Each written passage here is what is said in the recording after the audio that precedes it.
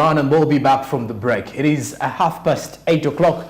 It is a good morning, 2nd of August 2022, and we are moving more with driving your business. And I'll tell you, our next discussion is looking at enhancing competitiveness of small and medium-sized enterprises in Uganda. This is a sector that we want to see recover. Reason being, it is a sector that employs the majority of Ugandans. The entire trader community is under this sector, and the last 2 years haven't been that easy for them. And joining me this morning is Jimmy Byarhanga, who is the team leader at ECOS Uganda. Good morning, sir. Thank you for joining us. Good morning, and welcome to our viewers. All right. It's good to have you this morning. It's the 2nd of August, so it's a new month. I think our discussions will entirely change someone's life at the end of it all. So what is enhancing competitiveness of small and medium-sized enterprises, and what is it here to do? Because I believe that is ECOS. Yep. Thank you for the question. ECOS simply stands for Enhancing the Competitiveness of Small and Medium Enterprises in Uganda. It is a GIZ-funded project with the support of the Norwegian Embassy, that is NORAD, and the government of Uganda. ECOS was birthed immediately after we came out of COVID, and the agenda is to support the recovery of SMEs because this sector is responsible for economic development in Uganda. So if you want to drive economic transformation, if you want to drive economic development, then you have to focus or put your eyes on the SMEs. So the Germans sat down and figured out how to support SMEs in Uganda, and they said they designed this project. So we are looking for 1,000 SMEs all over this country. And I know 1,000 is a drop in the ocean, but traditionally this is government work and the private sector only comes into support. Okay. So the 1,000 SMEs should be in 5 sectors. 1 is agriculture, 2 is construction, 3 is manufacturing, tourism, hospitality, and then the green sector.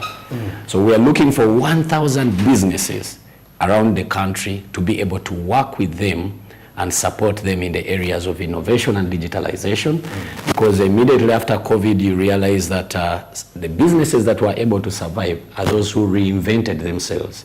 They started to go into online sales, online marketing, digital marketing, rather than doing the traditional put the basket on your head and walk around looking for a customer. So we are talking innovation and digitalization. We are talking quality management. Recently, we were in Moroto, and we met a lady who has honey. She gets her honey from Moroto Mountain, comes down with it, and someone buys a liter from her at 5,000. That person adds value, takes it to Mombasa, and sells it at 25,000. So quality management, here we are talking supporting SMEs to standardize their products. You have a product, you produce milk, but it's not standardized, it's not up to the quality that UNBS wants.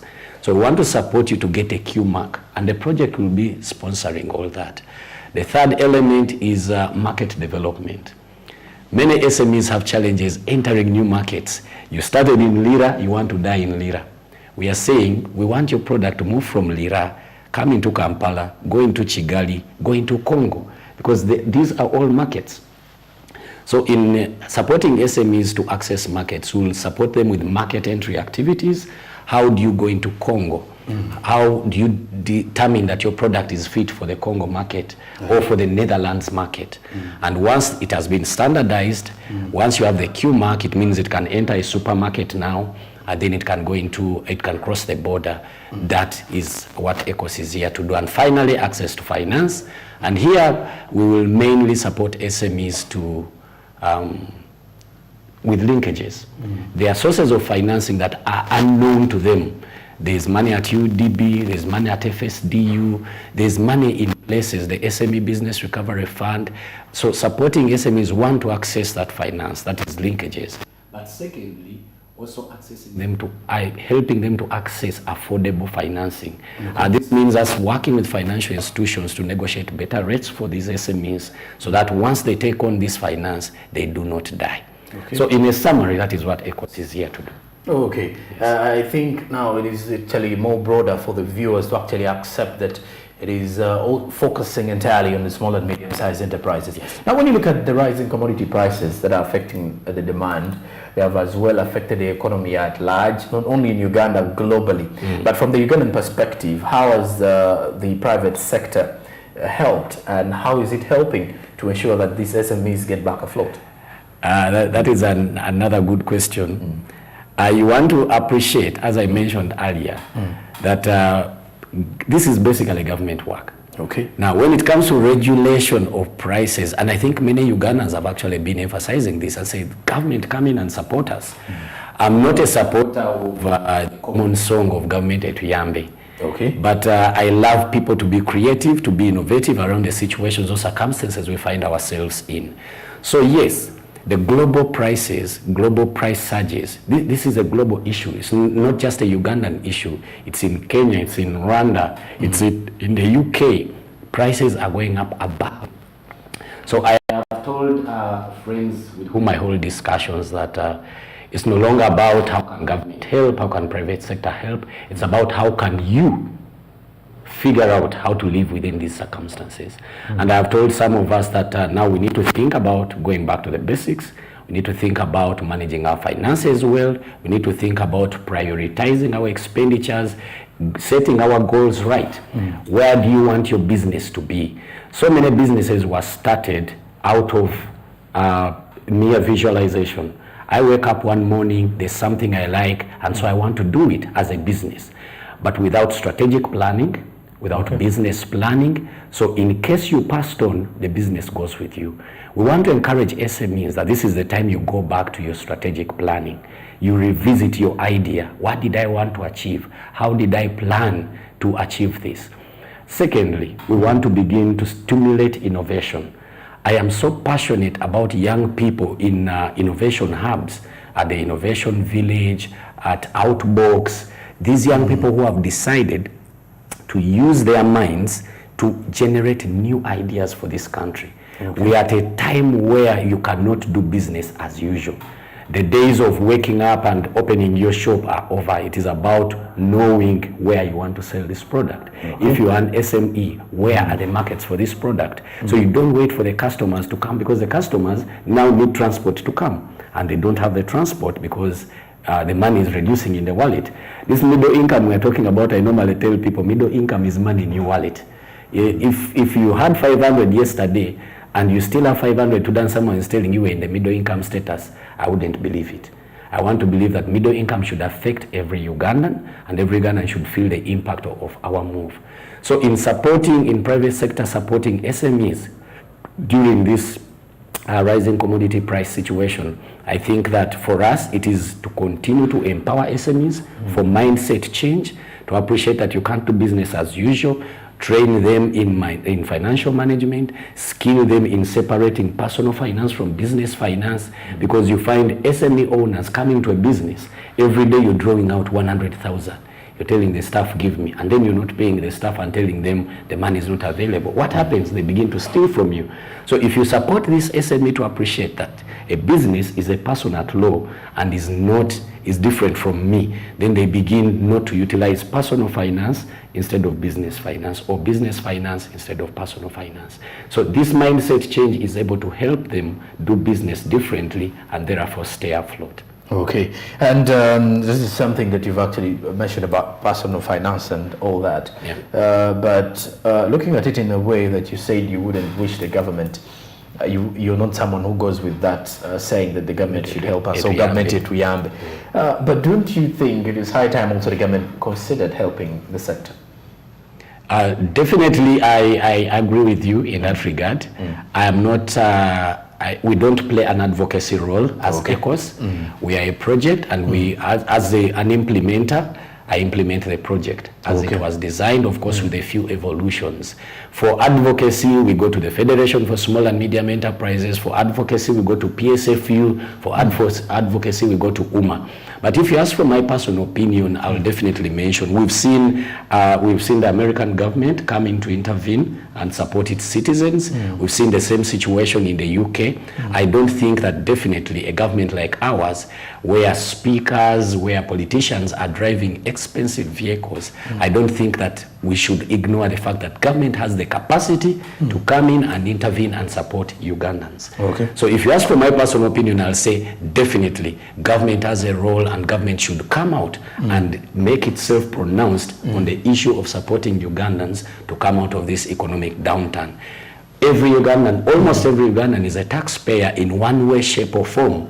So government benefits from these Ugandans and should be very happy to see their businesses stay afloat. URA is interested in every business.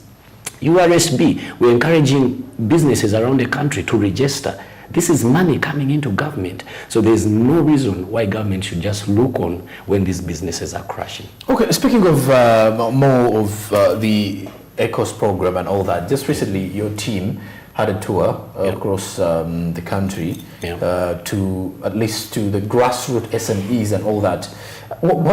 How is the status of the sector in the region? That is an interesting question.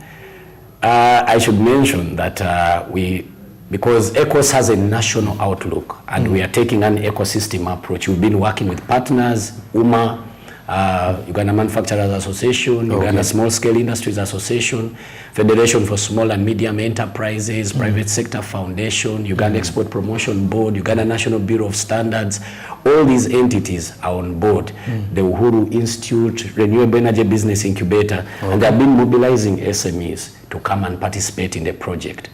So what we did is say, normally when projects come, they stop in Kampala. It's a Kampala affair. The people in Kampala benefit from these projects, but the people up country never know about these projects. So we challenged ourselves to go out into the countryside. We've so far visited 22 districts. We went to Jinja, went to Tororo, Mbale, Soroti, Moroto. We went to Lira, Gulu. We went to Adjumani, Koboko, Arua, crossed into Masindi, Hoima. We did Kienjojo, Fort Poto. We went into Kasese, Kamwenge, Mbarara, Ntungamo. We went to Bushenyi, even Kisoro. We went to that last border district just to mobilize SMEs and tell them this project exists and we want you to be a part of it. What were our experiences? Interesting. Okay. There are some SMEs who have reclined to fate.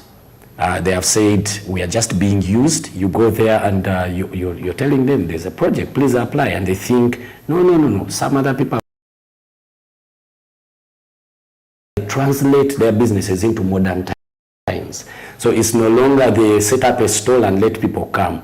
It's how do I reach the people? I know. They are looking for other routes to the market to be able to identify new customers within this very space where people are saying there's no business.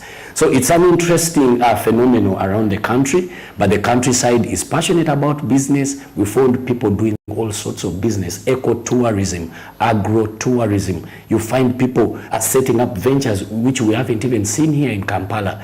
So it's a passionate thing that is coming up amongst Ugandans, the passion to do business and do it right. And those are some of the feedback we found in the countryside. But one thing I think I should also mention about the countryside is Ugandans are hungry. And not hungry because of for food, but they are hungry for knowledge, constructive knowledge, industrious knowledge.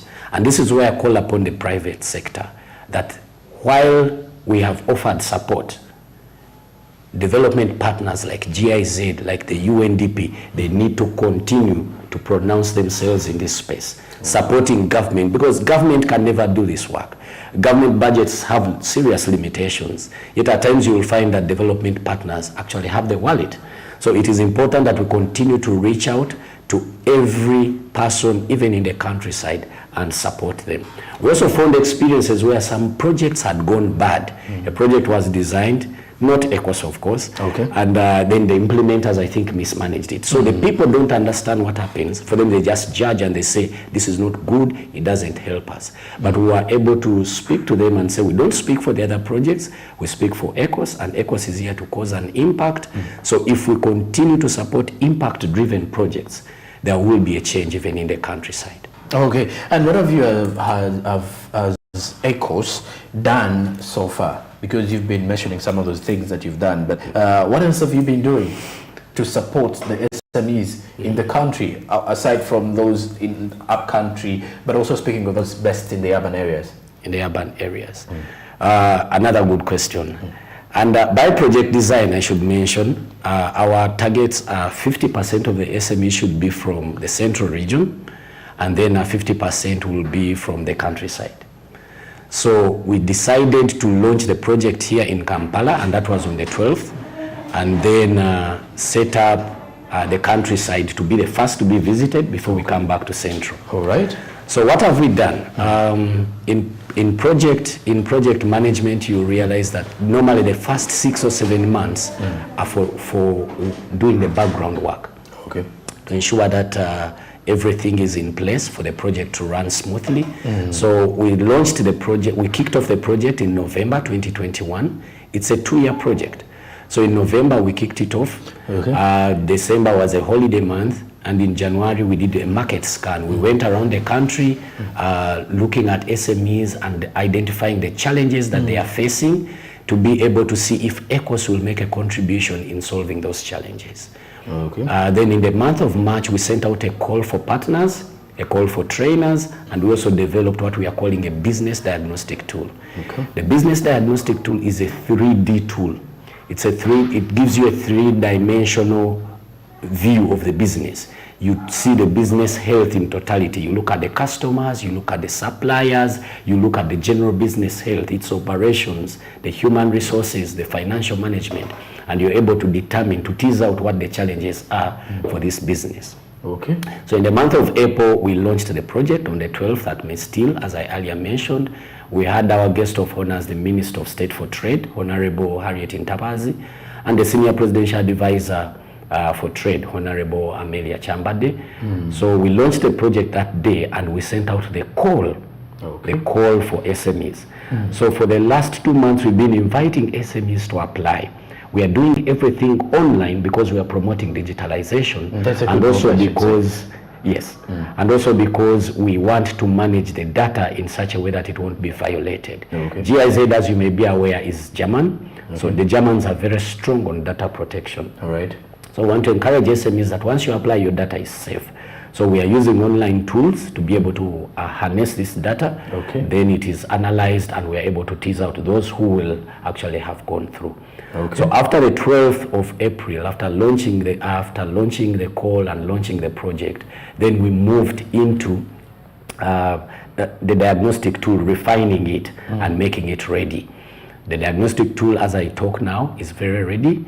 And we have received so far 1,305 applications from SMEs. I continue to encourage others to also apply, because we are targeting about 3,000 applications. Then we are able to pick out the 1,000. There will be a process. What happens after you apply? We receive your information. It is screened by a team of experts, not an individual. Okay. At least 3 people from the partners, the SME world, and our team. They sit down and they go through these applications and they say, this one qualifies, this one doesn't qualify. Then the ones who qualify, we are going to do a verification visit. Starting next week, we want to go and visit this. Do you actually exist? Are the things that you have mentioned in your application form, are they real for your business? So once the verification visit is done, then we shall do the diagnostic that I was talking about. Okay. So once the diagnostic is done, it will tell us where the gaps are, and then we are able to plug them with training, with coaching, with mentoring. Okay. For every SME that has been selected under the ECOS project, we are going to work with you for a period not less than 1 year and 6 months. So it's not the traditional training, the hit and run, come, do a training for 1 day, go away. We want to empower you. We want to sit with you in that business for that duration until all your gaps have been plugged.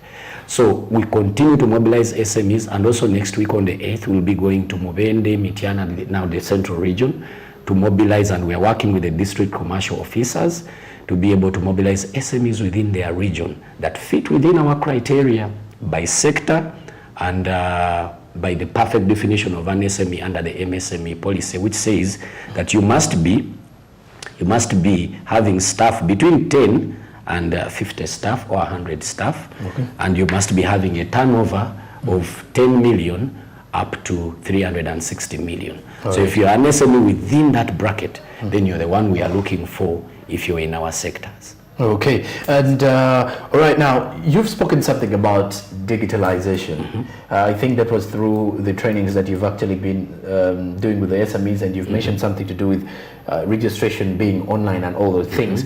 How important is digital knowledge or digital information to the SME sector? Because I believe I've got a number of viewers out there who are actually under this sector, and they still underestimate the power of e-commerce in the country. Now, your question is very, very brilliant because it is the future. Okay. And every SME or every person listening to us today ought to appreciate that there is no future in business without going digital. Anyone who wants to stay in business is going to have to go digital. I've seen young people innovating in agriculture where someone has a machine and they are in Kampala and they are monitoring the health of their animals in Mbarara. Okay. That's the future. COVID came here and struck us, and all businesses, majority, were affected. Those who actually stayed afloat are those who decided to go digital. I was buying shoes online, I was buying clothes online, we were buying food online. So anyone who wants to stay afloat post-COVID is going to have to renew their mind about the digital, and then they will have to go online. E-commerce platforms are many, but it's just that they are unknown. And I should mention that even when we were doing the countryside visits, we were telling SMEs, please apply using a link. And people are like, we cannot trust a link. Okay. For us, bring hard copy, papers, print out paper and bring to us. Now, we all know the effects of climate change. We can't continue to go around cutting trees and printing out paper. That is why you see even the traditional media like Monitor, like New Vision, they have decided to go E. And they're saying, find our paper on the website. You can get an e-copy. So anyone who wants to stay afloat in business, if you're an SME, you're out there, and you think that you're going to continue doing business as usual, you need to change your mind. You need to focus on doing things digitally, because even the upcoming generation, your future customer, the people who are going to pay for your products are online. Okay. These young people are in WhatsApp groups, they are on TikTok, they're on Twitter. So if you want to reach them, you're going to have to go digital, set up pages, set up websites, and market yourselves. There are also various e-commerce platforms which you can join. And once you join them, then your product is viewed by the whole world. All you have to do is maybe pay a little fee or allow them to earn a commission on you so that your ads go viral and you're able to reach a very big audience. Okay, and of course, I believe e-commerce is the future indeed for the Ugandan business people and for the trader community out there. It's something that we can definitely try to consider and use as possible as we can. Meanwhile, after the break, we've got 10 quick minutes of our discussion. We'll be looking at ECOSYS Endgame, something to do with a call for action for SMEs and what is the chance of recovery for the sector. Stick around with me. I'm Jerome Paul Sonko. We're getting back with the third hour of the show. Good morning.